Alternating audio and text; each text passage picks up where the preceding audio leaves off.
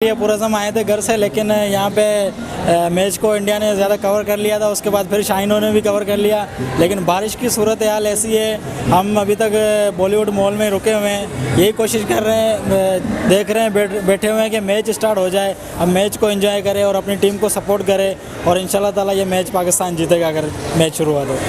Match जो है लग रहा है कि ड्रा हो जाएगी। हाँ, और पाकिस्तान की बॉलिंग कैसी रही अभी तक? माशाल्लाह पाकिस्तान बॉलिंग अच्छी रही, इंशाल्लाह सही कौन जीतेगा आज का मैच? पाकिस्तान ही जीतेगा इंशाल्लाह। कि अपना मैच बारिश हो गई थी, उसके ड्रा हो गई थी मैच, तो अभी तक शुरू नहीं हुई। हम बैठ के बेदार हो गए यहाँ पे। आप कौन जीतेगा आज का मैच अगर शुरू होता है? आज का तो कुछ पता नहीं है, मुझे तो लग रहा है इंडिया जीत जाएगी आज। हाँ, फुल फॉर्म में आज इंडिया।